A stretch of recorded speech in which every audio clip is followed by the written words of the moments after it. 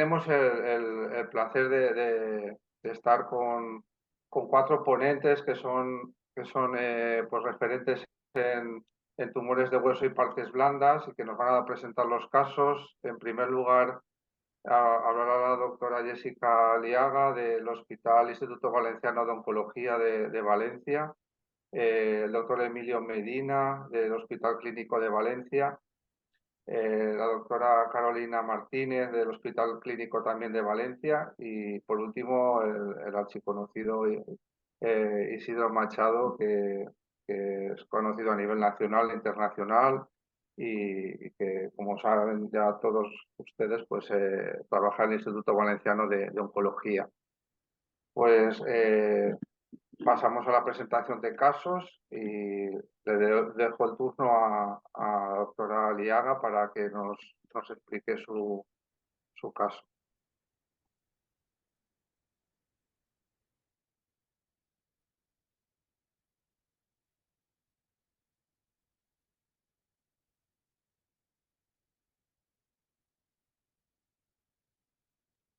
Un momento, Paco, voy a Jessica para que comparte la pantalla, por favor. Ah, Sí, vale, vale. sí.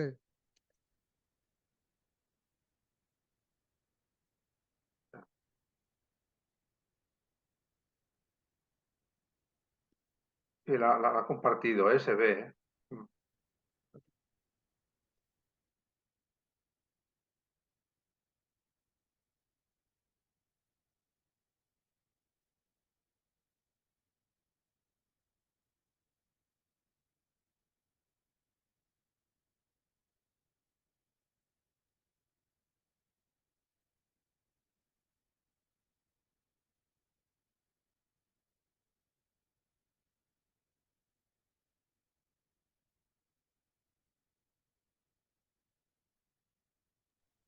Creo que está silenciada.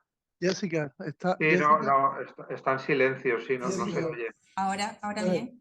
Ahora Ahora Bien. sí. puedes Perdón. empezar de nuevo porque no se ha oído nada, ¿eh? Jessica, please. Sí.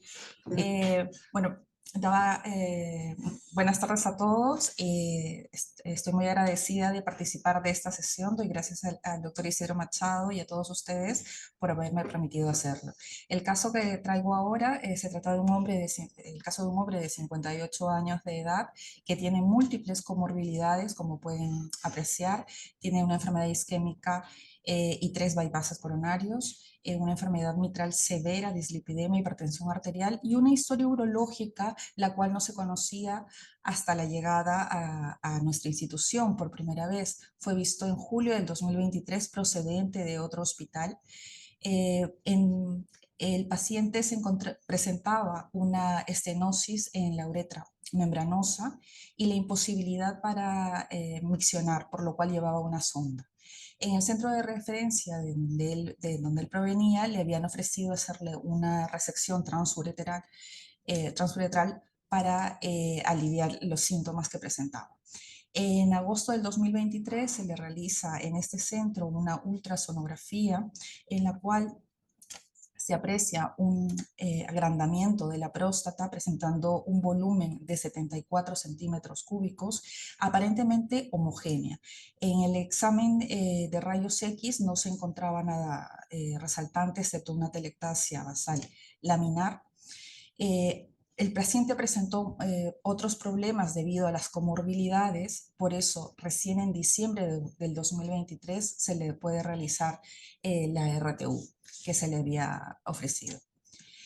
Dentro de los hallazgos cistoscópicos, pues los urólogos encuentran que hay una masa excrescente cubierta de necrosis y fibrina que depende principalmente del lóbulo izquierdo de la próstata, el cual también presentaba calcificaciones y se adhería a la superficie de la vejiga, aparentemente infiltrándola. Deciden hacer una resección conservadora para prevenir la incontinencia urinaria. En el examen macroscópico, pues obtenemos múltiples fragmentos que miden 4 por 4 por 2.5 centímetros y pesan 27.9 gramos. Se incluyen en su totalidad. Dentro de los hallazgos histológicos, pues vemos aquí los múltiples fragmentos que constituyen la RTU. Vemos algunos que tienen mayor densidad celular y otros con menor densidad celular en los diferentes bloques. He escogido 2 de los bloques más representativos y ya podemos apreciar también las calcificaciones descritas por los urólogos. Podemos apreciar a mayor aumento unos fragmentos que tienen una proliferación estromal bastante atípica, con un pleomorfismo bastante marcado y con numerosas mitosis. Además de ello, vemos zonas que presentan infiltrado inflamatorio y necrosis y áreas que tienen un aspecto epitelioide. Y en algunas zonas vemos que forman pequeños nidos y vemos algunas luces entre ellas. Entonces, hasta este momento nosotros no contábamos con los datos clínicos del paciente y podemos plantearnos diferentes diagnósticos diferenciales. En primer lugar, podríamos plantearnos tal vez una proliferación estromal, como un nódulo estromal visto en una hiperplasia prostática benigna, debido a que no tenía mayores hallazgos radiológicos, pero esta no presenta una atipia a nivel de la proliferación estromal y además presenta una marcada vascularización, que no es el caso, y el componente glandular no es atípico, el epitelial no es atípico como en nuestro caso. Otro diagnóstico que podríamos plantearnos son los tumores del estroma prostático de potencial maligno incierto, porque estos presentan una proliferación del estroma especializado de la próstata, el cual puede presentar sí cierta atipia, pero respetando siempre el componente epitelial. Tenemos diferentes tipos, el más común es el hipercelular, pero también tenemos el filo de Slide, el cual presenta una celularidad con un citoplasma más eosinófilo y recubierta por un epitelio de características normales. También tenemos otro tipo, que es el tipo mixoide, el cual presenta un estroma mixoide con células fusocelulares sin atipia. En algunos casos, sobre todo en los casos hipercelulares, podemos tener también una atipia degenerativa, pero siempre están entremezcladas con un componente epitelial normal. Ya dentro de los diagnósticos propios de los sarcomas prostáticos, vemos que tanto en sus diferentes variantes, estos comprometen solamente a la parte estromal, respetando la parte glandular. Como vemos aquí, hay numerosas mitosis, pero siempre el componente epitelial no presenta atipia. También tenemos otros casos en el cual vemos una atipia estromal como un leiomioma simplástico o de núcleos bizarros o un leiomiosarcoma de alto grado, en el cual las técnicas inmunistoquímicas nos podrían ayudar. Es cierto que si tenemos solamente una biopsia cilíndrica, pues podríamos perder el componente epitelial no distinguiendo si está alterado o no. También dentro de otros diagnósticos diferenciales se plantea el tumor miofibroblástico inflamatorio, en el cual hay un característico infiltrado inflamatorio y unas células miofibroblásticas reactivas, las cuales tienen un aspecto de cultivo celular. El tumor fibroso solitario es otro diagnóstico a plantear, aunque su localización sería una localización inusual a la próstata, se presenta más en pleura. Y también es una proliferación celular, pero sin atipia, entremezclada con bandas de colágeno. Y aquí también las técnicas inmunistoquímicas, pues obviamente nos pueden ayudar a dilucidar el caso. Otro tumor, tanto extraprostático o intraprostático, debido a la localización de la próstata tan cercana al recto, es el GIST. En este caso también hay tumores GIST intraprostáticos, pero los cuales vemos solamente, obviamente, dependen o comprometen al estroma, sin alteración epitelial.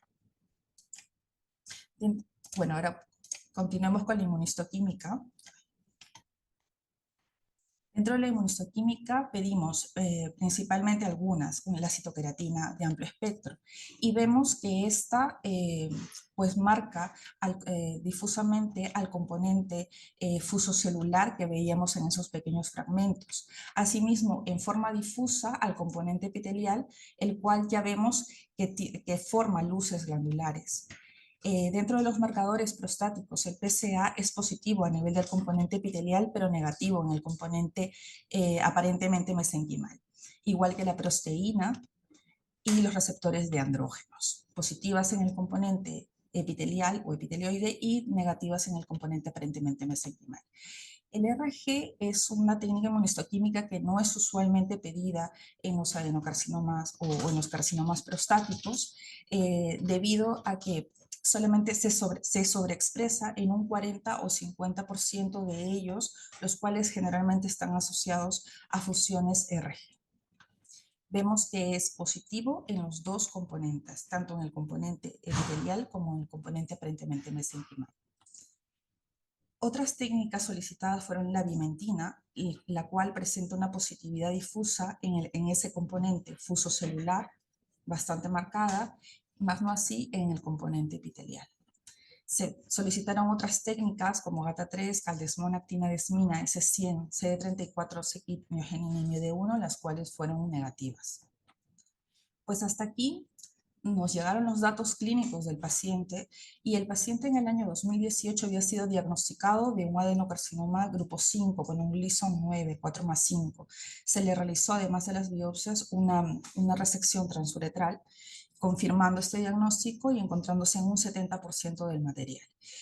Tanto en el PET-colina y las tomografías que se le hicieron no encontraron metástasis, solamente en una gammagrafía ósea encontraron una metástasis única acetabular derecha. Al paciente le indicaron el IGAR, pero a los 10 meses presentó un PSA todavía detectable, siendo considerado resistente a la castración. En el año 2022, en febrero de 2022, se le realizó un PET-colina encontrando una recurrencia del tumor. En junio se le inició darolutamida, pero en diciembre del 2022 el PSA continuó siendo detectable y en mayo pues, continuó subiendo. El paciente presentó mayores síntomas de irritación urinaria, por lo cual pues, acude a nuestro centro siendo ya portador de la sonda. Entonces, con todo esto, con todos los planteamientos que nos hemos hecho y con la historia que podemos tener, que tuvimos después de un tiempo acceso, pues tenemos aquí una proliferación bifásica donde hay un componente epitelial y un componente aparentemente mesenquimal. Conocido anteriormente como carcinoma sarcomatoide o carcinosarcoma, es considerado en la última clasificación de la OMS como un subtipo del adenocarcinoma acinar, es el subtipo sarcomatoide. La desdiferenciación sarcomatoide es muy rara. Ocurre, como en el caso de nuestro paciente, en adenocarcinomas de altos grados, generalmente después de radiación. En nuestro caso no tuvo radioterapia. El componente sarcomatoso puede ser heterólogo u homólogo. En nuestro caso fue un componente homólogo de un sarcoma de alto grado, pero pueden encontrarse en otros casos un componente leiomiosarcomatoso, angiosarcomatoso condroide o con una desdiferenciación osteosarcomatosa. El pronóstico generalmente es desfavorable. Los diagnósticos diferenciales, bueno, son los planteados anteriormente, sobre todo cuando solamente se cuenta con una biopsia cilíndrica o en un paciente que ya ha sido operado y en el cual solamente tenemos el componente estromal. En estos casos es útil el estudio mediante FISH de la traslocación RG-TMP-RSS2, la cual puede ser útil para confirmar el origen prostático de este tumor. Dentro de la inmunohistoquímica, generalmente los receptores de andrógenos pueden estar perdidos y el PSA es usualmente negativo como en nuestro caso. Todo esto obviamente se plantea que en todo esto interviene la transición epitelial mesenquimal, lo cual es un proceso necesario cuando se forman la próstata y las vesículas seminales, pero este proceso se puede ver, puede tener un aumento en la señalización intracelular justamente cuando hay un microambiente favorable para esto, y lo primero que se pierde es lo que se pierde es la decaderina, la cual promueve la metástasis y la diseminación a través de los vasos sanguíneos, y el pronóstico funesto en estos casos.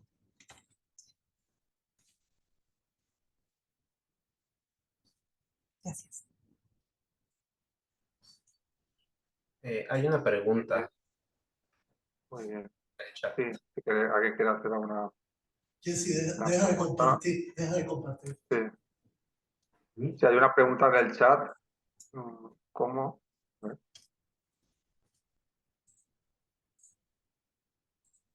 Pero se me ha ido lo del chat. Dice, ¿cómo el adenocarcinoma prostático sarcomatoide se presenta de novo o generalmente después de recurrencias?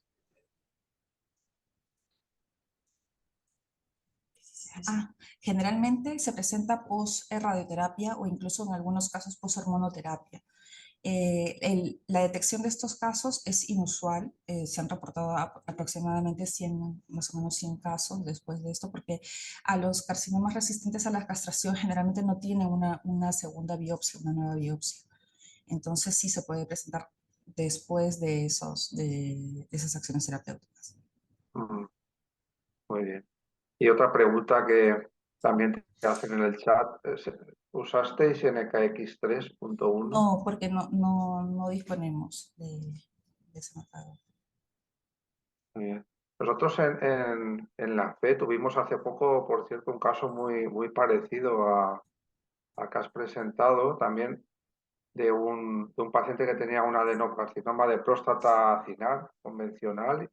Se le dio radioterapia y a los 20 meses hizo un sarcoma. O sea, hizo un sarcoma de alto grado como el que has presentado y que acabó con la vida del paciente en poco tiempo. Pero este sí que, o sea, el de la FE sí que era radioinducido, porque sí que había recibido radioterapia, aunque apareció antes. El tuyo ha tardado más tiempo en aparecer, ¿no? Han sido 4 años después, ¿no? El Sí, diagnóstico. sí. Es interesante. ¿Puedo hacer una pregunta? Soy el doctor Hugo Domínguez Maragón de México. Sí, Claro. adelante. Ah, Adelante, Hugo, adelante. llama la atención este tipo de carcinomas que pueden ser sarcomatoides o indiferenciados. ¿Alguno en la audiencia ha visto el fenómeno de desdiferenciación en la próstata o algo que sea similar a este? Igual que ocurre en el endometrio, en la mama, en todos lados, puede haber un fenómeno de desdiferenciación, que de un tumor acinar bien diferenciado se origine un carcinoma indiferenciado o un sarcomatoide. Es pregunta para todos.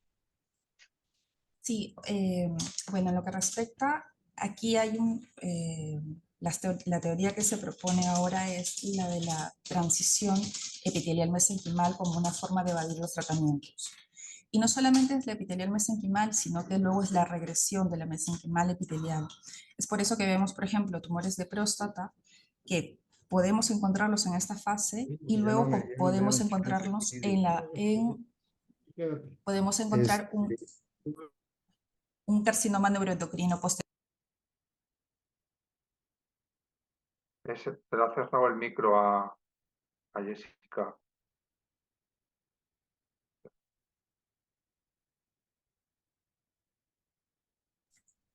No, ya no me, ¿Ahí? no me ¿Ahora? da ¿Estáis? Sí. de usar el Sí, es micrófono. que se te había cerrado el micro, Jessica, sí.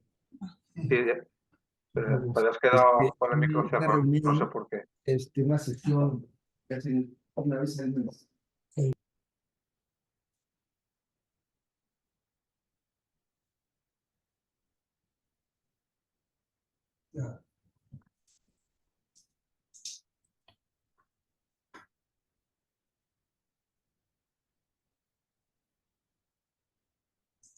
Lo tienes abierto, Vale. Jessy, ¿eh? ¿Escucháis Vuelves a hablar. Dr. Sí. No, lo que hablaba era de la transición epitelial mesenquimal que llevaba un adenocarcinoma de próstata a tener no una desdiferenciación propiamente dicha, sino sería una transdiferenciación porque cambia a otro tipo. Y luego también se propone la transición mesenquimal epitelial. Entonces podemos ver adenocarcinomas de próstata de alto grado que luego se transforman en carcinomas neuroendocrinos, en otro tipo totalmente diferente.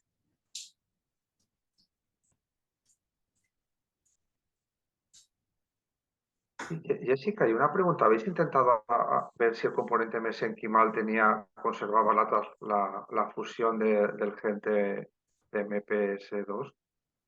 No, no hicimos estudios de biología molecular porque básicamente, según las recomendaciones de la OMS, el diagnóstico aquí es morfológico y la comprobación luego de la positividad de las citoqueratinas en ambos componentes. Sí es necesario en los casos en los cuales, por ejemplo, en pacientes operados o pacientes que solamente tienen el componente sarcomatoide que se presenta después de un adenocarcinoma, de repente por una biopsia cilíndrica o en algún otro tipo de biopsia, sí, ¿no? Para comprobar el origen prostático.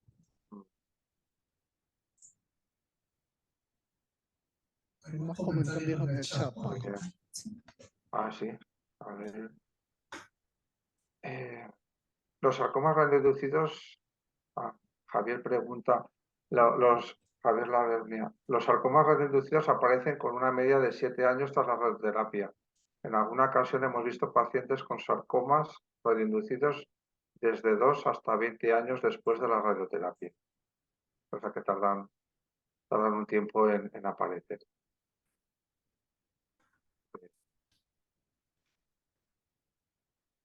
¿Alguien más tiene alguna pregunta, alguna cuestión para la doctora Aliaga?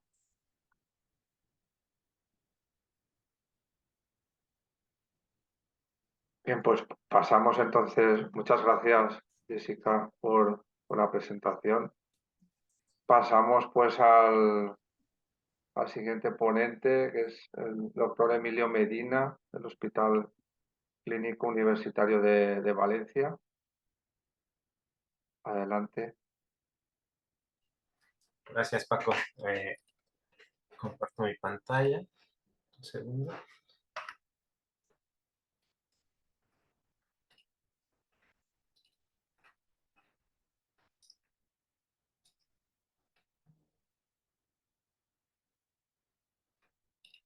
Vale, bueno, creí que yo era el tercero, pero bueno, les voy a presentar un caso que tuvimos hace un par de meses que fue muy interesante y creo que tiene varias moralejas al final que aprendimos de este caso que nos costó trabajo.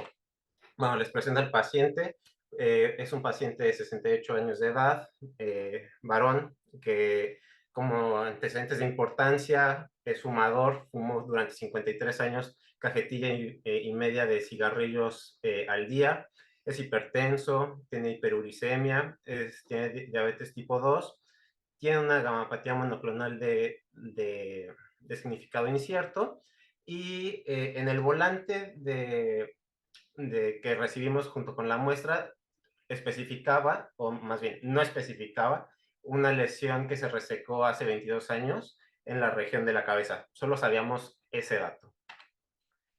Por un evento de anemia que se detectó en sus consultas de hematología, se decidió hacer un estudio de imagen, se realizó una tomografía y hubo 2 hallazgos. El más importante, un nódulo pulmonar en el lóbulo inferior izquierdo de 33 milímetros, que los hallazgos radiológicos eran compatibles con malignidad. Y otro hallazgo incidental fue un tumor suprarrenal sin características de malignidad, muy probablemente un adenoma por imagen. Entonces, por el tumor pulmonar se llevó al comité de tumores y se decidió una conducta quirúrgica, hacer una lobectomía para extirpar el tumor, estudiarlo, y el diagnóstico presuntivo clínico era un tumor primario del pulmón principalmente por el ámbito tabáquico del paciente. Y bueno, recibimos el producto de la lobectomía y aquí les muestro una imagen panorámica de la lesión. Acá podemos ver varias cosas. Uno, que la lesión tiene este patrón de infiltración expansivo, no infiltraba de manera agresiva el parénquima pulmonar, sino que lo empujaba. Podemos ver que respeta los vasos de mediano calibre y el tumor realmente era heterogéneo. Teníamos áreas muy alinizadas, fibrosas, que alternaban con áreas un poco más celulares. A mayor aumento podemos ver estas áreas hialinizadas que son hipocelulares. Las células son de ámbito fusiforme a redondo y sin mucha atipia realmente. Las áreas más celulares, podemos ver aquí mejor la población neoplásica que es fusiforme y acá podemos ver un patrón un poco estoriforme.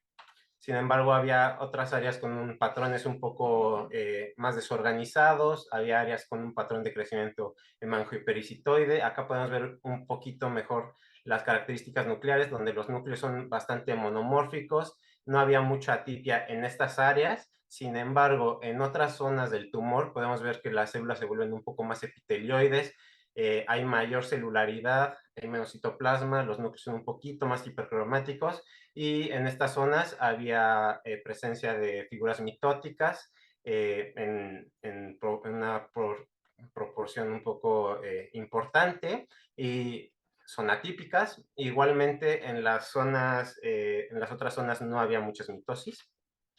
Y llamó mucho la atención que en una laminilla, en un bloque, se encontró este nódulo, el cual es bastante diferente al resto del tumor que hemos visto, ya que contaba con un pleomorfismo muy importante. Esta área nos asustó, aquí había unas mitosis muy feas, era muy celular, no mostraba datos de algún tipo de diferenciación. Entonces, con todo esto, bueno, le hicimos un Ki-67, el cual era del 20 al 30% en promedio, con unas áreas un poco más calientes y las áreas esclerosadas eran realmente negativo. Entonces, con todo esto tuvimos varias consideraciones diagnósticas para descartar. Primero, considerar que fuera un tumor primario del pulmón, un carcinoma pleomórfico o un carcinoma sarcomatoide o un carcinoma escamoso que tuviera un aspecto sarcomatoide, una diferenciación sarcomatoide. Sin embargo, los marcadores fueron negativos. Tumor fibroso solitario, ya que tenía unas áreas muy hemangiopericitoides, el STAT6 fue negativo. Sarcoma sinovial por las áreas fusocelulares, los marcadores de sarcoma sinovial fueron negativos. Un osteosarcoma metastásico, las áreas estas esclerosadas, bueno, se veía que era colágeno, pero en algunas áreas parecía un poquito más osteoide, no había calcificaciones, pero bueno, siendo el pulmón un lugar donde le gusta un poco metastatizar el osteosarcoma, quisimos descartarlo. SATB2 fue negativo. Igualmente, un liposarcoma desdiferenciado metastásico a pulmón o un tumor maligno de la vaina del nervio periférico en el pulmón, que son extraordinarios, pues que los descartamos. Melanoma, siempre hay que pensar en el gran imitador, negativos los marcadores melanocíticos. Igualmente, un rhabdomiosarcoma esclerosante y fusiforme, los marcadores miogénicos fueron negativos. Un leiomiosarcoma, los marcadores de paractinas fueron negativos y los marcadores vasculares también fueron negativos. Bueno, el CD34 fue positivo, sin embargo, por sí solo no nos decía mucho. Entonces, solo teníamos un tumor con una morfología bastante pleomórfica por áreas, heterogéneo, con CD34 positivo. Entonces, con esto realmente no podíamos encuadrar el diagnóstico a ponerle un nombre, digamos, vaya. Entonces, con esto realmente acudimos al clínico, le llamamos y fue de necesitamos más información, algo que hayamos pasado por alto. Nos llamaba la atención que en el volante decía esta lesión en la cabeza no filiada. Entonces el clínico se contactó con el médico que que lo vio hace 22 años, que resultó ser, bueno, nos mandaron el material del otro hospital, con el reporte de anatomía patológica del hospital donde se vio hace 22 años la lesión, y esta es la lesión, es una lesión dérmica, bueno, clásica, un dermatofibrosarcoma protuberans con este patrón de crecimiento estoriforme, este patrón de invasión en honeycomb. Entonces C34 positivo, Ki67 prácticamente negativo, entonces era un dermatofibrosarcoma protuberans del libro clásico. Entonces, en paralelo, cuando estábamos viendo este tumor, habíamos solicitado NGS de la lesión pulmonar. Entonces, días después de que habíamos ya estudiado la lesión cutánea, recibimos el resultado de biología molecular, entonces, donde se reportó la fusión del gen COL1A1 con el factor de crecimiento asociado a plaquetas beta. Y bueno, también intentamos secuenciar el tumor primario, sin embargo, siendo un tumor tan viejo, bueno, el material tan viejo, ya el RNA estaba completamente degradado y no fue posible secuenciarlo, hubiera sido interesante. Pero con esto ya teníamos el diagnóstico de que nos estábamos topando con una metástasis a pulmón de un dermatofibrosarcoma protuberans que tenía una transformación fibrosarcomatosa. Entonces, si revisamos el tema de dermatofibrosarcoma protuberans, generalmente los libros te van a decir que es una lesión de bajo riesgo, localmente agresiva, que es superficial, y bueno, la alteración cromosomal clásica es la que encontramos, la fusión de COL1A1 con PDGF-beta. Entonces, las variantes menos frecuentes del dermatofibrosarcoma protuberans es el mixoide, el pigmentado o tumor de Bednar, el mioide, el atrófico y el esclerosante. Sin embargo, la transformación fibrosarcomatosa, que se considera una variante, fue descrita en 1998 por el Dr. Metzel y el Dr. Fletcher en esta publicación con una serie de 41 pacientes, donde mencionaban que era una variante poco común de los dermatofibrosarcomas protuberans, y esta variante generaba una recurrencia del 58%, y generalmente la transformación se encontraba más comúnmente en la región del sitio primario.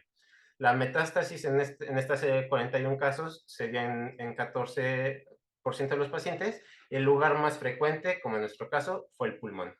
Y también mencionan que en esta serie los casos que tenían necrosis, más de 10 mitosis en 10 campos de alto poder y áreas plomórficas, conllevaban a un desenlace un poco favorable.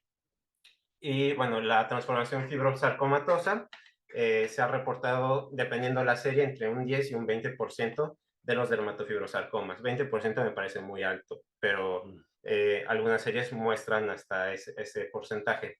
Y clásicamente se menciona que la transformación fibrosarcomatosa se ve como una transición abrupta, como en los liposarcomas desdiferenciados, donde el libro te dice debe ser abrupta la transformación, que no siempre es así.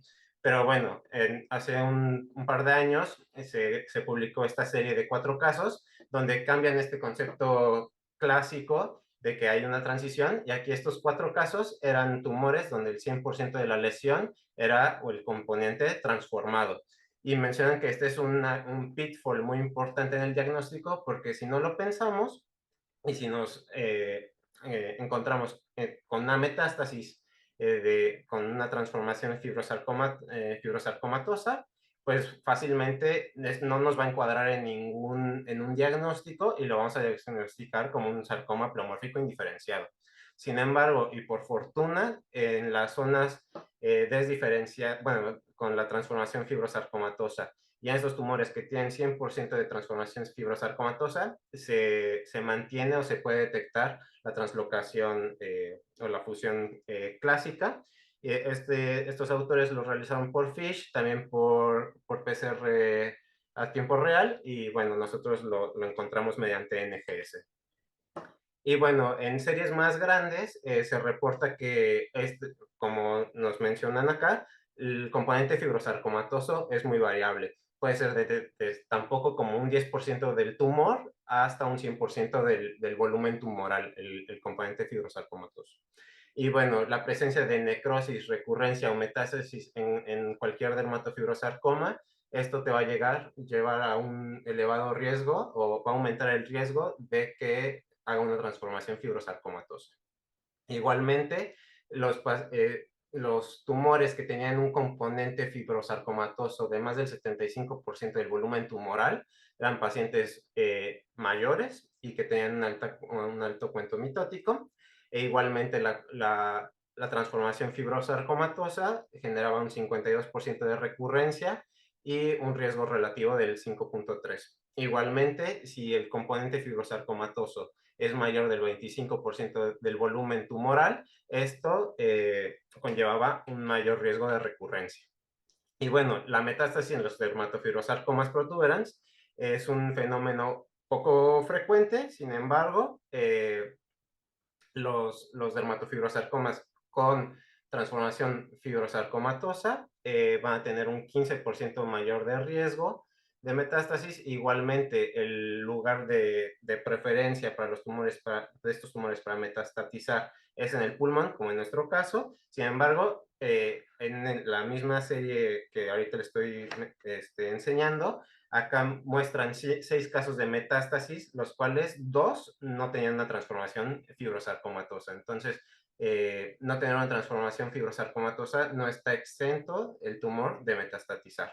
Y bueno, la metástasis fue la única variable en un análisis multivariable de generar una supervivencia menor en comparación a las otras variables. Entonces, las conclusiones que nos llevamos y los aprendizajes que nos llevamos con este caso. 1, la importancia de la historia clínica completa, porque si hubiéramos tenido el antecedente pues, de un dermatofibrosarcoma previo, tal vez lo hubiéramos pensado y hubiéramos hecho una búsqueda más dirigida de este diagnóstico. Igualmente, la transformación fibrosarcomatosa puede ser difícil de diagnosticar, más en tumores donde el 100% del tumor está compuesto por esta transformación fibrosarcomatosa, y la utilidad del estudio molecular, ya que si vemos la fusión, lo más probable es que sea pues, una metástasis de un dermatofibrosarcoma. E igualmente, la transformación de fibrosarcomatosa de estos tumores nos conlleva a una mayor recurrencia y por lo mismo también mayor metástasis, y esto tiene un impacto directo en la supervivencia de los pacientes. Y bueno, eso sería el caso. Estoy abierto a cualquier pregunta. Muchas gracias, Emilio, por la presentación del caso. Muy interesante, muy singular. Al doctor Palma Yordomo pregunta si en el CD34 se suele perder en el componente fibrosarcomatoso, si has visto algo, si se suele conservar, como Pues es el caso. en nuestro caso, en la área pleomórfica, la área más fea, era negativa para CD34. Pero sí, por esto significa que sí pueden perder la expresión. Entonces... Emilio, Hola, doctor. 2 cuestiones. La primera es, ¿qué fue del tumor suprarrenal? Le Era una hicimos hipertensión. uno Una en metástasis. el panel de los diagnósticos diferenciales. Igualmente hicimos una inhibina, hicimos marcadores de suprarrenal, fueron negativos, y por imagen estaba muy categorizado como un adenoma suprarrenal. Entonces... Pero el enfermo es un hipertenso, según aparece en la historia. Sí es. No le intervinieron, no se lo quitaron. No lo han intervenido.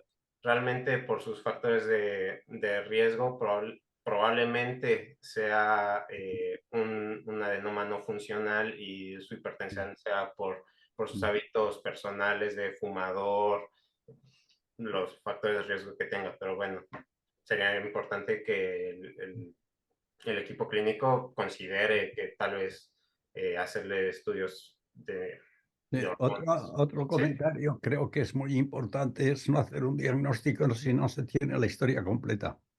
Es decir, la imagen radiológica es muy sugestiva de metástasis, muy nodular, muy central, aunque era un fumador severo, ¿no? Entonces, Sí, yo creo que esa es una lección también en el caso anterior de Jessica, también se ha visto. Hay que tener la historia clínica completa para poder, sobre todo en casos difíciles como estos, llegar a un diagnóstico razonable. claro, No jugar a jeroglíficos, ¿verdad? claro. O sea que eso hay que pedírselo a los clínicos, que muchas veces quieren jugar al ratón y al gato con nosotros. Así es. A veces creen que somos magos, pero entre más información tengamos, pues mejor va a ser el Sí, diagnóstico. porque si este caso, por ejemplo, te sale la citocreatina un poco positiva, piensas que es un Claro, carcinoma sarcomatoide de pulmón, por ejemplo, claro. Claro. y no tienes el antecedente. Mm. Muy bien. Muy bonito. Muy bien. Y una pregunta, Emilio. Dime. En el primario, cuando revistasteis el caso, allí no visteis desdiferenciación No, fibrosarcomatosa, ¿no? Por ninguno, no sí. había ningún foco ni nada. No. Bueno, solo teníamos un bloque. sí, solo teníamos un bloque Sí, y fue el que les mostré y era un claro, sarcoma esa, clásico. sí, esa es una pregunta que es un poco filosófica, pero ¿pensáis que debería de haber algún foco ya ahí en el primario que pueda, o sea, que a lo mejor pueda predisponer a que haya metástasis o Claro, a no tiene ver, por qué? en la serie esta más grande que hay, de los 6 casos, bueno, de los casos con metástasis, 2 no tenían transformación fibrosarcomatosa. Entonces, eso podría ser, vamos a jugar a la divina, ¿no? Puede ser, o a teorizar. Uno, que la transformación se haya dado en la metástasis, que puede suceder, o lo más frecuente es que esto es lo más frecuente, que la transformación esté en el sitio primario y eso le dé una predisposición a metastatizar. Pero bueno, puede suceder de las dos cosas por lo que se menciona en las series, ¿no? Muy bien, muy bien. Paco, disculpa, hay alguien que Sí. está haciendo una pregunta en el chat. Sí. ¿Eh? Sí, perdón. Los márgenes quirúrgicos, Rodolfo Guzmán pregunta, ¿los márgenes quirúrgicos en la resección de 2001 cómo estaban? A ver, aquí empieza lo turbio, porque en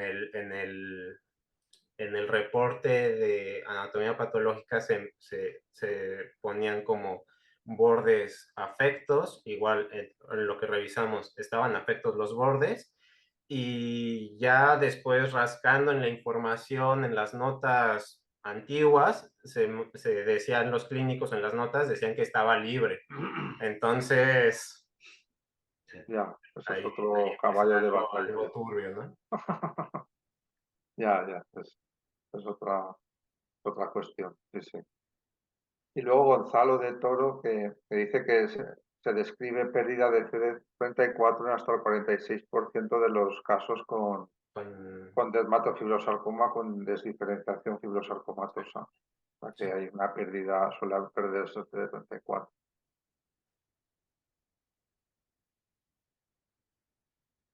Pues si nadie tiene ninguna otra pregunta, Pasamos al siguiente caso. pasamos al siguiente caso. Muchas gracias, Emilio, por Ok, muchas gracias por la invitación. muy bonito.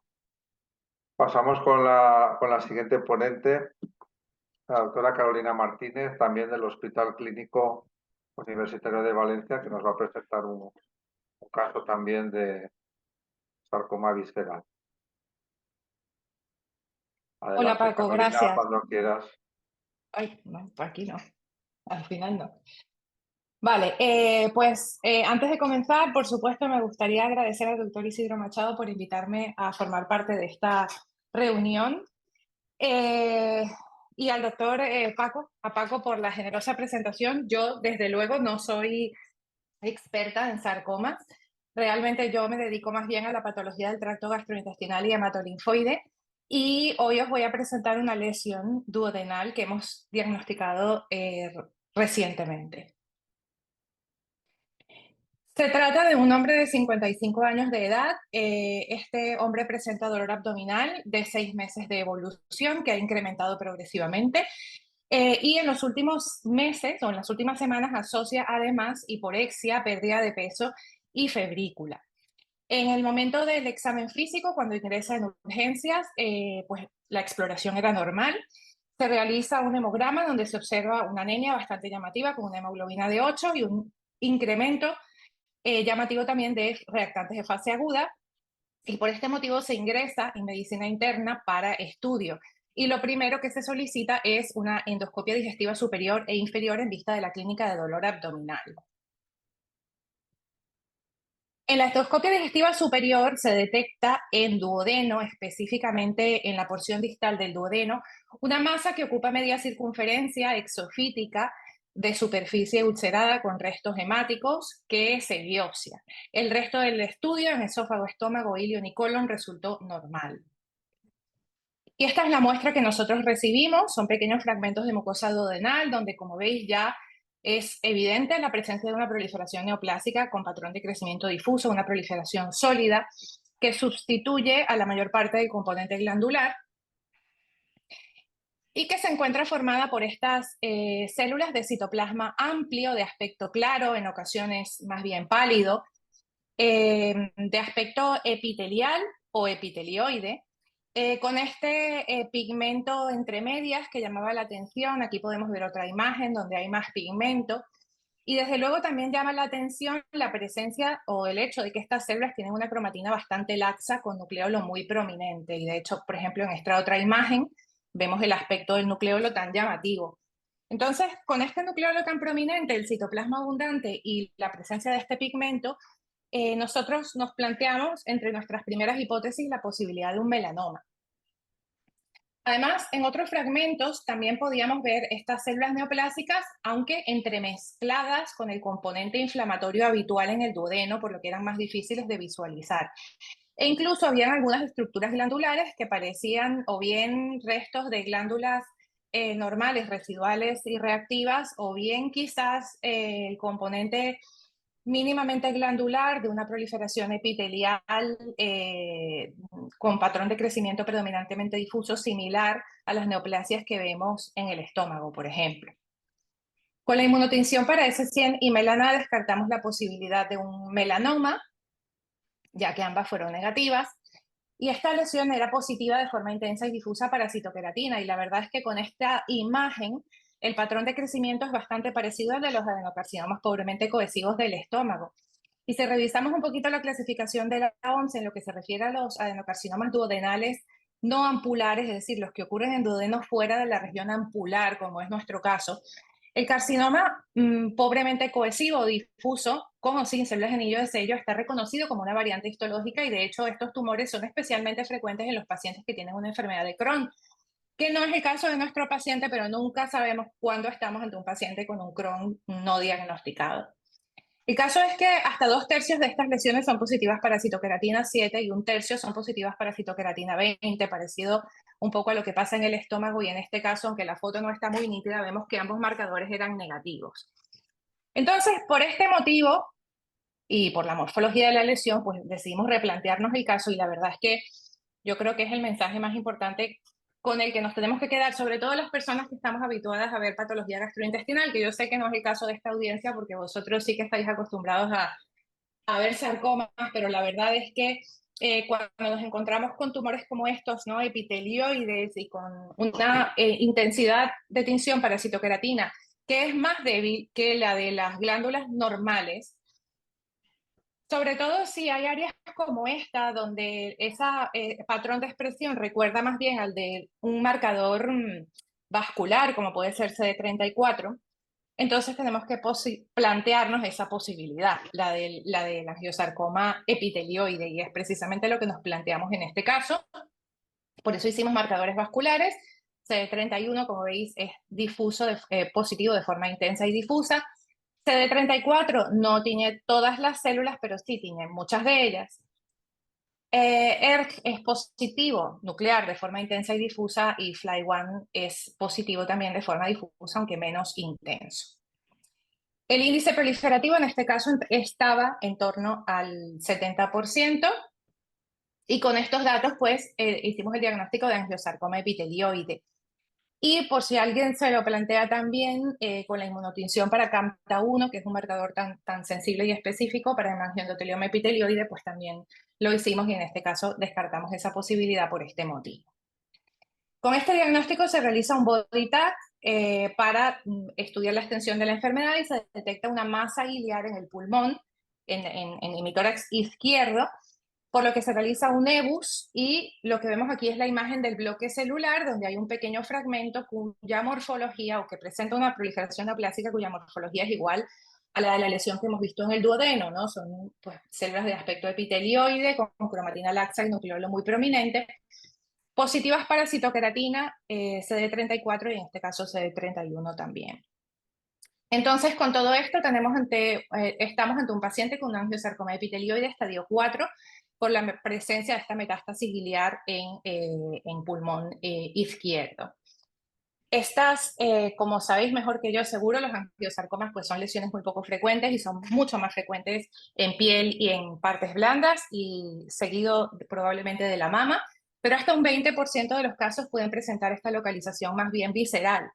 En muchos casos hay un factor etiológico previo relacionado, como puede ser la radioterapia o con menos frecuencia la exposición a algún agente carcinogénico o la presencia de algún síndrome de cáncer hereditario, que no era el caso de nuestro paciente. Lamentablemente la supervivencia después del diagnóstico es bastante corta y está entre 6 a 16 meses después del diagnóstico. En esta tabla podemos ver algunas series donde se recoge la incidencia o se estudia la incidencia de angiosarcomas de alguna manera. En la primera de ellas, por ejemplo, se recogen 106 pacientes con tumores vasculares del tracto gastrointestinal. Solo 16 de estos eran angiosarcomas y solo 3 estaban localizados en intestino delgado. Esto es para que os hagáis una idea de la poco frecuentes que son realmente estas lesiones en intestino delgado y aún más en duodeno. En la tercera serie, por ejemplo, esta serie japonesa recoge pacientes con diagnóstico de angiosarcoma y ninguno de estos 99 pacientes estaba localizado en intestino delgado. En esta revisión se recogen los casos publicados en la literatura inglesa de angiosarcoma de localización en intestino delgado. Ellos encuentran 47 casos hasta la fecha, esta publicación es del año 2018. Curiosamente aquí son ligeramente más frecuentes en mujeres. En torno a 17 de estos 47 pacientes tenían algún factor de riesgo asociado. Y fijaros que en cuanto a la localización de estos 47 casos, en torno a 15 afectaban el duodeno, es decir, menos de la mitad. La mayor parte de ellos eran multifocales y podían afectar, además del duodeno, otra porción del intestino delgado como yeyuno e íleon. En esta serie además se analiza la supervivencia con todas las limitaciones de este tipo de trabajos, por supuesto. Ellos encuentran que la supervivencia media después de este diagnóstico de angiosarcoma de intestino delgado es de 150 días y que aparentemente la mejor opción terapéutica es la cirugía seguida de quimioterapia, o al menos la que se asocia con periodos de supervivencia más largos, aunque esta opción es solamente viable para los pacientes con enfermedad localizada, ya que para los pacientes con enfermedad avanzada, pues prácticamente la única opción es la quimioterapia en monodosis, porque aunque no hay estudios prospectivos aleatorizados suficientes, la verdad, las recomendaciones dicen que pues la quimioterapia en monodosis es lo indicado en primera línea o lo mejor en primera línea, concretamente con paclitaxel y doxorubicina, y eso es lo que está recibiendo nuestro paciente, está recibiendo tratamiento con paclitaxel. Lleva apenas un mes de tratamiento, realmente el diagnóstico ha sido bastante reciente, pero preocupa el deterioro bastante importante que ha tenido, sobre todo en cuanto a la anemia. La anemia ha evolucionado muy rápidamente y el problema es que el paciente es testigo de Jehová y se niega a recibir transfusiones. Así que ese es el estado actual del paciente. Así que bueno, eso es todo. Muchas gracias. Muy bien, muchas gracias, Carol, por la presentación del caso tan extraordinario y tan raro en el angiosarcoma epitelioide en esa localización, como nos has mostrado en la revisión bibliográfica. A ver, en el chat. Sí, yo creo que sobre todo es algo que Sí. es que esta audiencia está habituada a ver sarcomas, pero esto yo creo que cualquier persona que se dedique únicamente a diagnosticar patología de tracto gastrointestinal puede No, no, pasar desapercibido. yo te iba a decir que vamos, me ha asustado mucho este caso porque con esa citoqueratina que has mostrado tan positiva, si no le haces Sí, es marcadores muy intenso. vasculares, el intestino te lo comes con patatas, ¿no? Porque, Sí, y sí, en no la sé, biopsia de pulmón. sí, sí, sí, sí. Sí, Sí, sí, no, pero además parece que forme luces que tú lo puedes interpretar, se puede interpretar como una luz glandular, claro, no como una luz vascular. Es un caso muy, muy, muy difícil. No sé, a mí me ha dejado muy tranquilo. Voy a partir de ahora a hacer marcadores vasculares a todos los tumores pobremente indiferenciados, sí, sí. No, a ti no se te pasarán, Paco, porque tú también ves sarcomas, entonces lo tienes fácil. No sé. Sí. No sé si alguien tiene alguna pregunta. Y sobre todo la biopsia en el digestivo, que son biopsias muy pequeñas, ¿no? También aumenta la dificultad del caso, ¿no? No tienes a veces una representación muy, muy amplia de los tumores. Yo creo que es un caso para poner en valor lo que es la biopsia pequeña, ¿no? y endoscópica, con la que tenemos que enfrentarnos muchas veces en el día a día. Sí, que lamentablemente estamos ante un tumor que no tiene realmente muchas dianas terapéuticas y el pronóstico es bastante malo. Sí.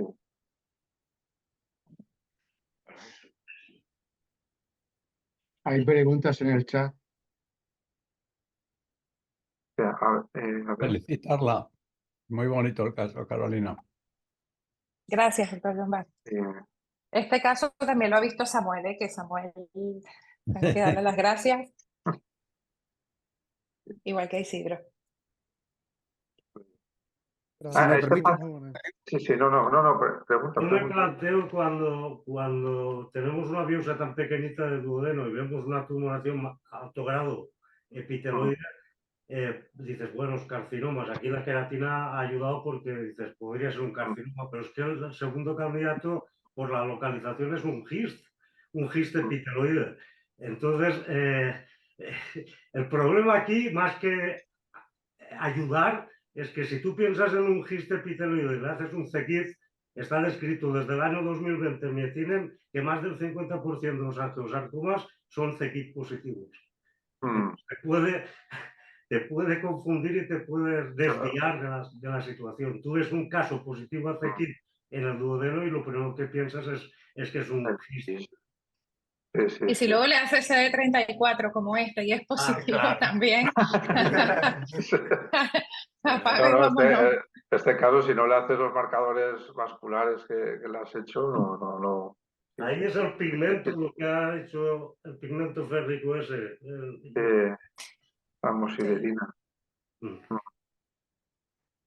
¿me permiten? Sí, Yo quería adelante. recordar que prácticamente cualquier sarcoma epitelioide puede expresar queratina, como todos sabemos.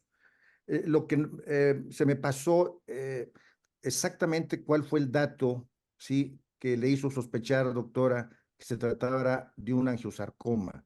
Y entonces y empezó a marcarlo. El hecho de que la intensidad de la citoqueratina fuese más débil que la de las glándulas residuales normales y que sea negativo para citoqueratina 7 y 20. Yo me esperaba que expresase alguna de las dos, al menos. Entonces ya me planteé que esto quizás no era un carcinoma. Pero concretamente angiosarcoma, vio algunas luces. Por ejemplo, la metástasis del ganglio linfático iliar tiene luces intracitoplasmáticas, hay más manera de sospecharlo, pero aquí se ve un patrón completamente sólido. Y digo, el caso es muy. Y la citoqueratina esta que parecía tener un patrón un poco vascular, lo que pasa es que justo estaba en los fragmentos más entremezclados con glándulas normales, ¿no? Pero digamos que esta imagen de aquí de la citoqueratina me recordaba mucho a la de una lesión vascular, bueno, o a la de vasos sanguíneos. Aquí parecía que hacía una especie de luces, pero esto en la Sí, hematoxilina no se veía. ahí en esta imagen sí que ese patrón sí que parece más vascular, pero en la otra anterior sí que es Sí. verdad que es más difícil. Sí, sí. Muy bello caso. Muchas gracias, doctora. Gracias a usted. Estoy compartiendo todavía. Y una... No.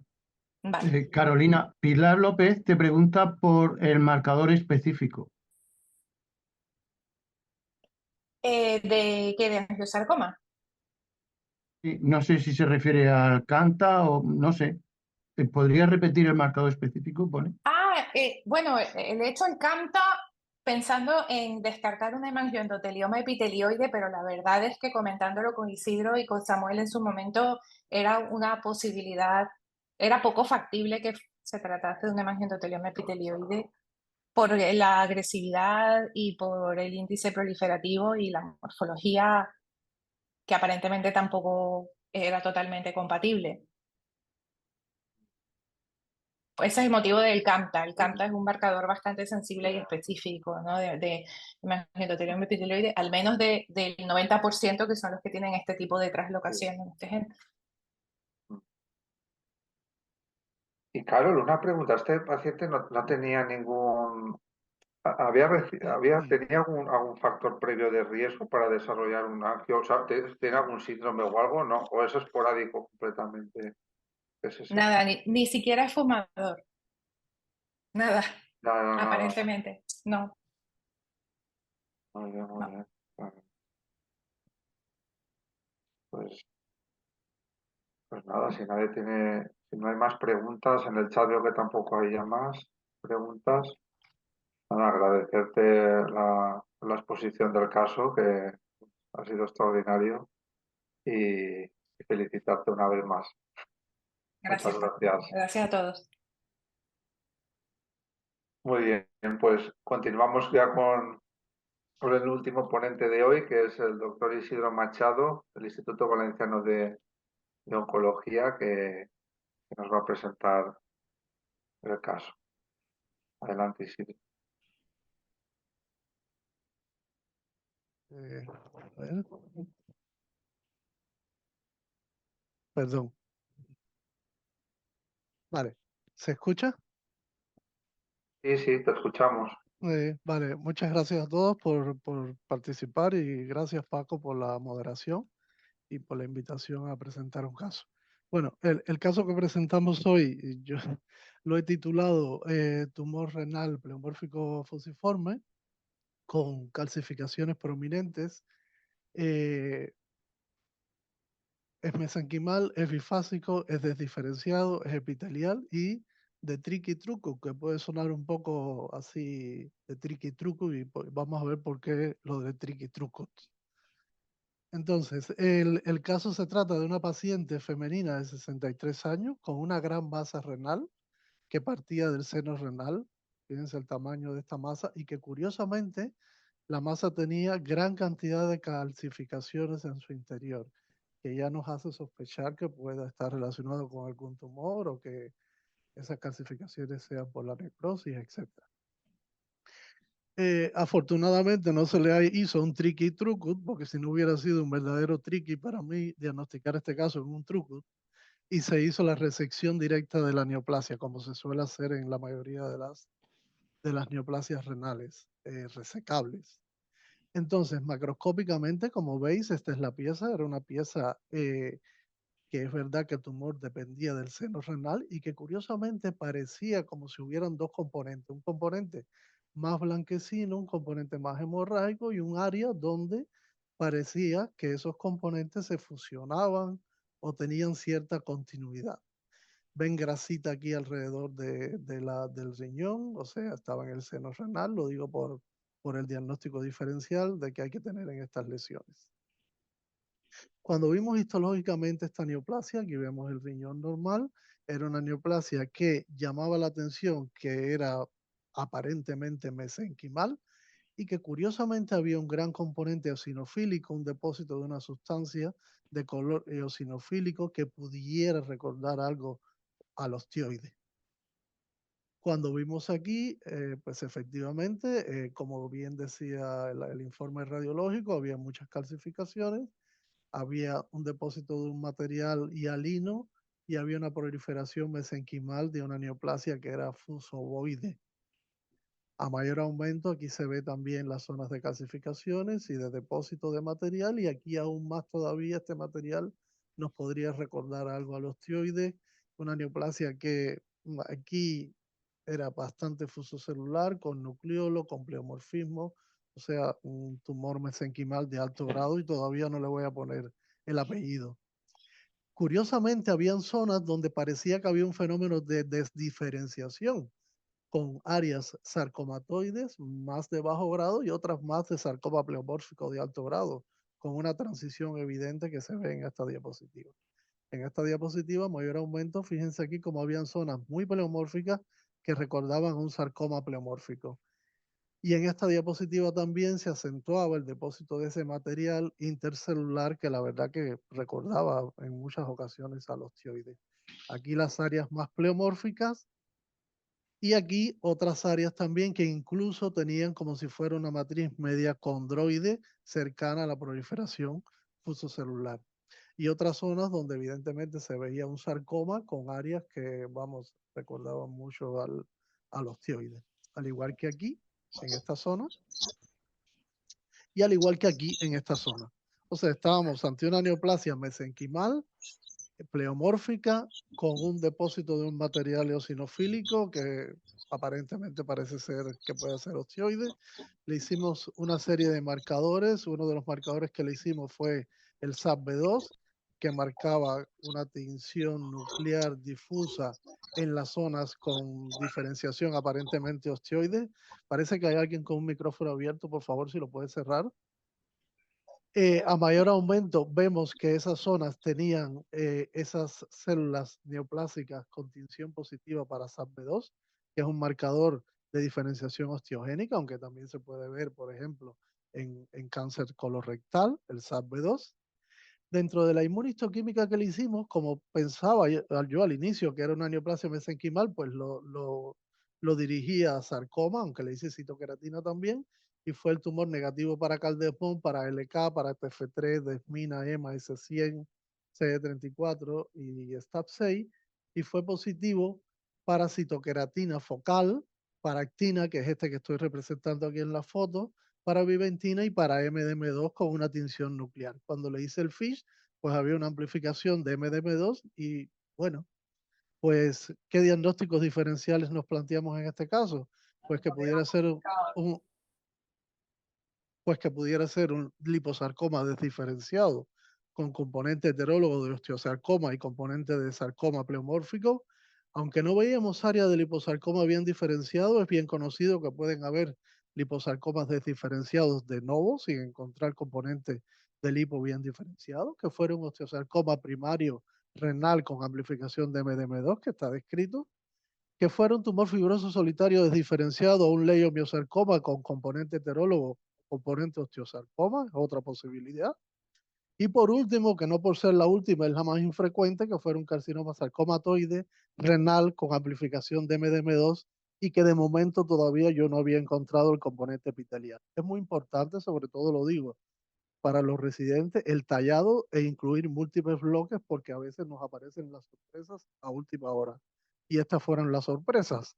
Cuando seguí tallando, pues me encontré que mezclado con el componente mesenquimal, habían como una especie de estructuras glandulares atrapadas en ese componente mesenquimal, que cuando veíamos a mayor aumento, había una transición evidente entre ese componente epitelial que, si lo vemos morfológicamente, recuerda a un oncocitoma o a un carcinoma cromófobo y que el tumor se desdiferenciaba hacia zonas sarcomatosas.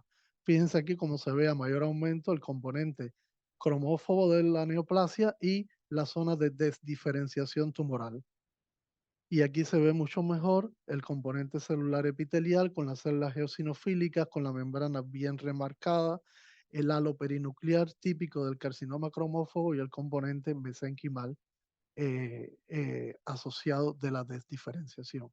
Cuando le hicimos la inmuno fue c-KIT positivo, citoqueratina PAN positivo y citoqueratina 7 positivo, que apoyaba el diagnóstico que dimos finalmente, que es un carcinoma renal cromófobo desdiferenciado con diferenciación osteosarcoma light divergente. Hay varios papers, este es uno de los que los describe, carcinoma de célula renal cromófobo desdiferenciado con desdiferenciación divergente, osteosarcoma, pero el problema es el triqui y truco. Imagínense ustedes que me hayan mandado una biopsia truco, que yo haya visto solamente el componente mesenquimal, que le haya hecho un MDM2 y que lo haya sacado de un liposarcoma desdiferenciado.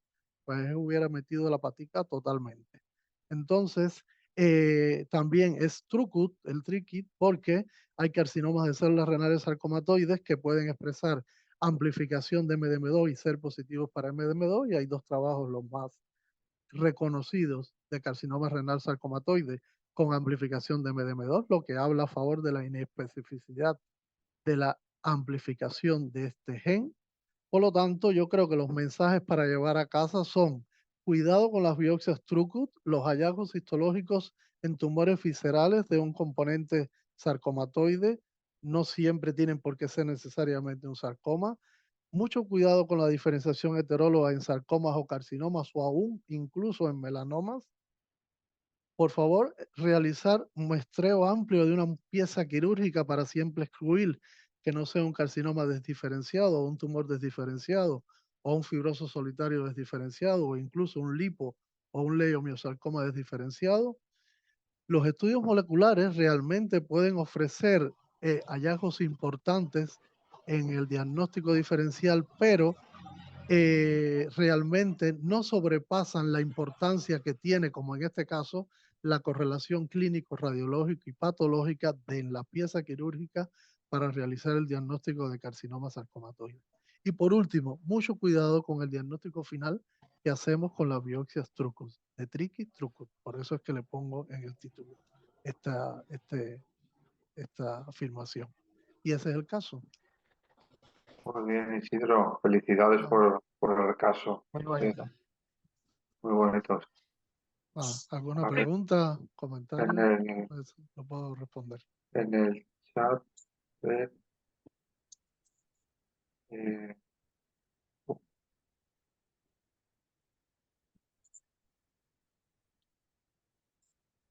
están escribiendo.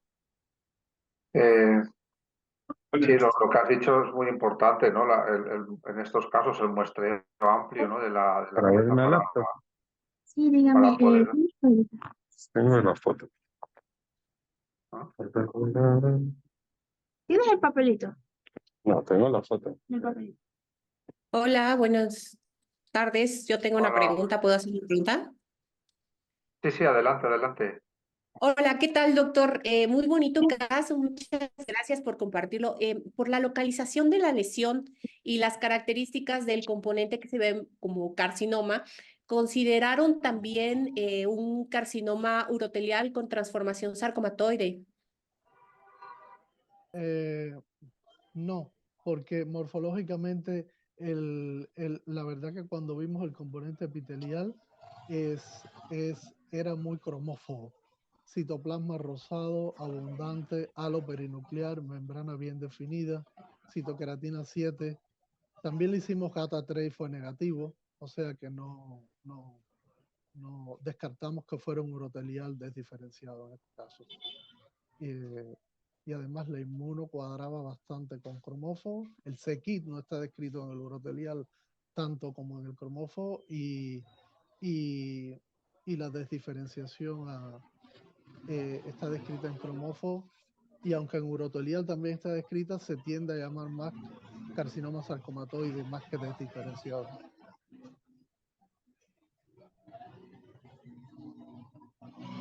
No sé si he respondido a tu pregunta. Sí, sí, muchas gracias. Yo también creo que yo le hubiera hecho, sí, el GATA3, la citoqueratina 7, un P53 y un P63. Y pues bueno, muy bonito caso. Muchas gracias, doctor.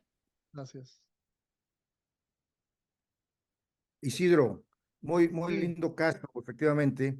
Esto puede ocurrir en otras topografías. Aquí lo interesante es que brinca de un cromófobo que es de bajo grado y entonces se desdiferencia hacia una lesión, una proliferación sarcomatoide, incluso con elementos heterólogos.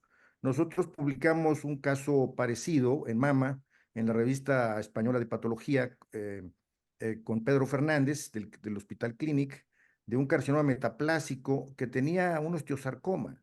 Y aquí, pues morfológicamente e inmunohistoquímicamente tenemos elementos para sostener que tiene un componente osteosarcomatoso como parte de esta área sarcomatoide, pues, ¿no? Que viene de la desdiferenciación del cromófobo. Muy lindo caso. Gracias. Era lo que hablaba el profesor Malagón al principio, que yo no quise decir nada porque este caso que presentaba era como respuesta a su pregunta, la que él hizo inicialmente. Y Isidro, y también, ¿no? Eso que tenemos siempre en la cabeza de que el MDM2 cuando está amplificado, siempre tenemos en la cabeza el liposarcoma, ¿no? Y bueno, Exacto. Y más la ubicación ahí también, del peritoneal. Exacto. Muy fácil.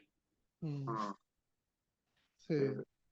Yo creo que hay que tener mucho cuidado con las biopsias Trucut y sobre todo cuando estamos en localización visceral, siempre pensar en lo más frecuente y después en lo... Aquí la clave que es la formación de osteoide, el SAT-B2 también te ha ayudado aquí, ¿no? A decantarte por que sea un osteosarcoma light, ¿no? Sí. ¿Le hicieron embolización, Isidro? Embolización, no, que yo sepa, no. Se operó directamente. Bien. Te digo por las áreas rojizas necróticas que había. Pero eran parte del tumor, pues así se veía. Sí, parte del tumor, sí. Me imagino que le habrán dado quimio, ¿no? Al paciente. Sí. Bueno, Sí. Bueno, la evolución está, yo revisé la historia clínica reciente y estaba con metástasis óseas y pulmonares. O sea, la evolución de... vale.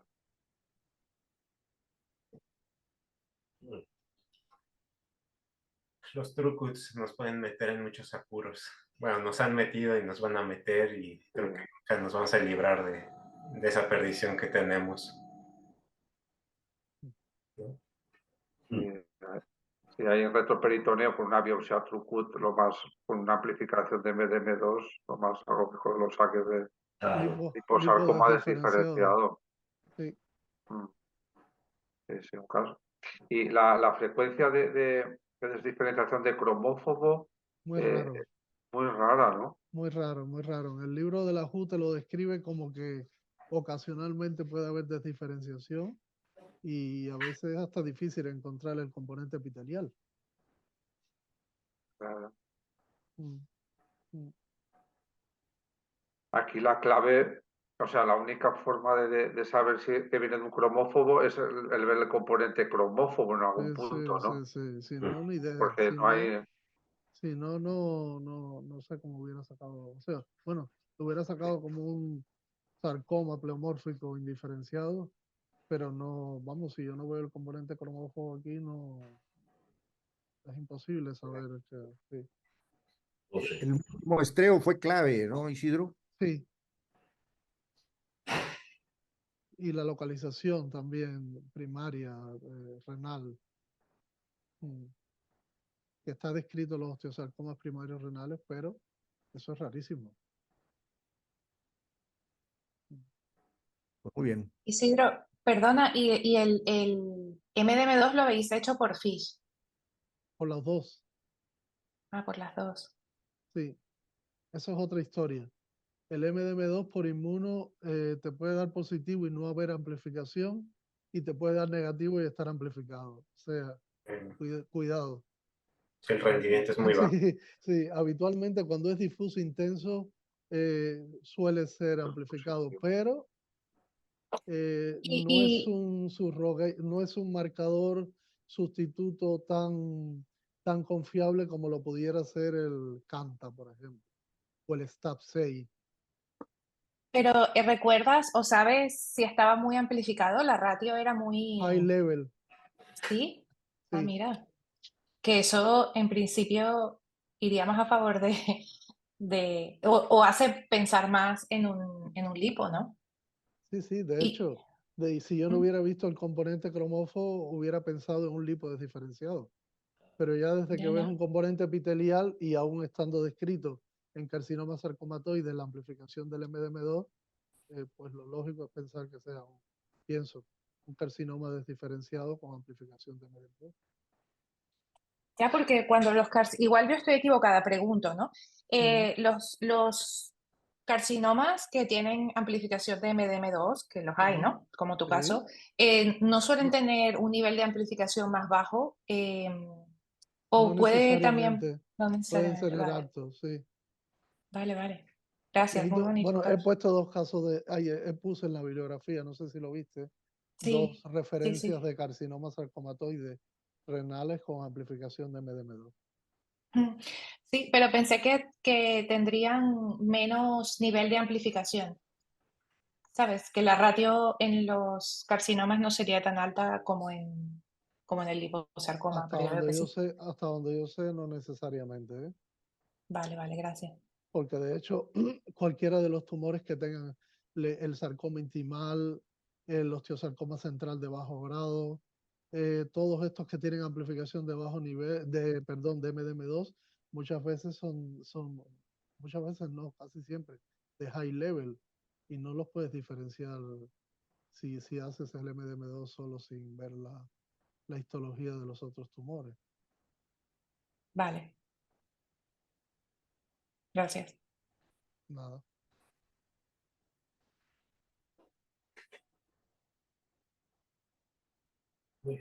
Pues bueno, están escribiendo, le echan muchas felicitaciones a todos los ponentes que han participado en el día de hoy. Y nada, yo también quiero felicitar a todos los ponentes por las presentaciones que habéis realizado, que son casos muy extraordinarios y la verdad es que muy poco frecuentes. Y la verdad es que a nivel visceral, pues habéis presentado casos que son raros por la localización y luego pues por el diagnóstico final, ¿no? Que no pensamos en ellos, sino muchas veces si no vemos en alguna morfología que nos indique o que nos dé la pista sobre algo, o que tengamos una inmuno que nos diga pues que el diagnóstico no es el que pensamos, ¿no? Y yo creo que han sido casos, la verdad es que los cuatro de mucho nivel. Y quería felicitaros a los cuatro. Muchas gracias, Paco, y muchas gracias por la invitación. Gracias, Juan. Gracias a Isidro por invitarme a moderar la sesión, y también thank you very much for our audience. We hope they have enjoyed and follow the session. If they have a question, any question.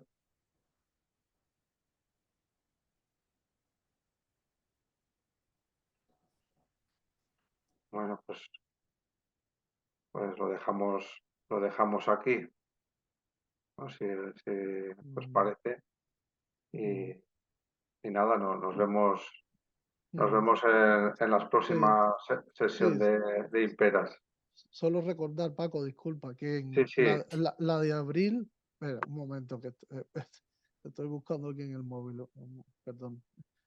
A ver, la próxima sesión será el 14, el 18 de abril, y será impartida por la doctora Isabel Alvarado de México, que hablará sobre sarcoma ginecológico. Así que los invitamos porque estoy seguro que va a ser muy interesante. Muy bien. Perfecto. Pues muchas gracias. Muchas gracias a todos. Gracias. Gracias a todos. Chao. Muchas gracias y enhorabuena a todos. Gracias. Hasta luego.